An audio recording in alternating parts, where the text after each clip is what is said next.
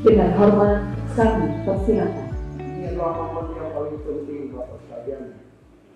Karena proses penyusunan rencana kerja pemerintah ini merupakan satu proses atau suatu kegiatan yang sangat strategis menuju penyusunan RAPBD tahun 2025 ke depan. Kita melakukan tahapan yang sangat penting dalam penyusunan RAPBD, penyusunan atau kegiatan konsultasi publik ya, dalam menyerap aspirasi dari publik kita yang berbagai semua komponen stakeholder yang ada dapat memberikan masukan, perkembangan dan sebagainya, sehingga nantinya RKPD yang dihasilkan tahun 2025 ini dapat mencerminkan kebutuhan masyarakat Banda Aceh.